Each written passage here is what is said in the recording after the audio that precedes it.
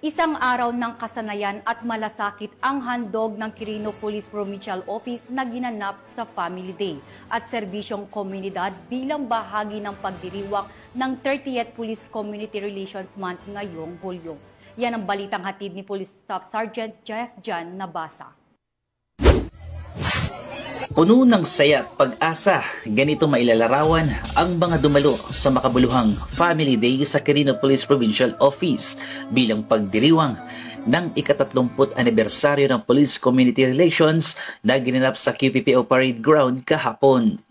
This is just one of the activities included na nakapaloob sa celebration ng 30th PCR month para naman magkaroon ng time ang mga kapulisan to celebrate with their families sa ganitong pagkakataon. Tampok dito ang pagsasagawa ng job fair na inorganisa katuwang Department of Labor and Employment na pinangunahan ng Mr. Fructoso C. Agustin, Officer in Charge Provincial Head Dole Quirino, Ms. Shara Castillejo ng Department of Migrant Workers Regional Office at Ms. Danny Fine A. Badua, Peso Manager Quirino, na nagbigay ng mga oportunidad sa trabaho at kabuhayan para sa mga lokal na residente at pamilya ng kapulisan.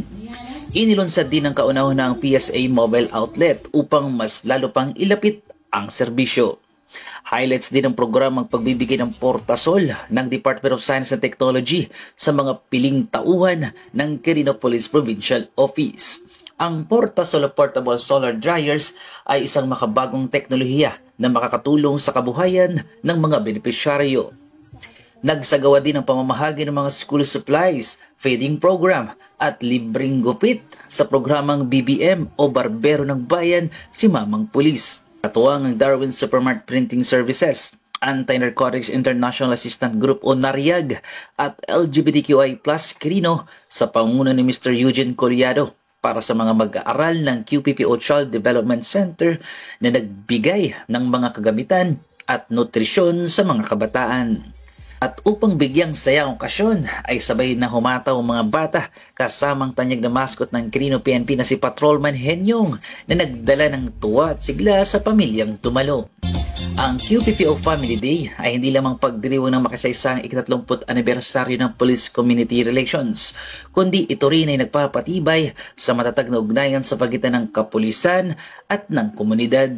Sa pahayag ni Police Colonel Paul Y. Gamido, binigyan din niya ang kahalagahan ng pamilya at ang pagpapahalaga sa mga taong naglilingkod sa komunidad. Sa ilalim ng bagong mukha ng paglilingkod at sa patuloy na paghubog ng isang bagong Pilipinas, binibigyang halaga natin hindi lamang ang ating tungkulin, kundi higit sa lahat ang ating mga pamilya. Mula rito sa Lambak ng Cagayan na nagbabalita ang inyong PNN correspondent, Police Staff Sergeant Jeff Jan Nabasa, alagad ng batas, tagataguyod ng Balitang Pulis.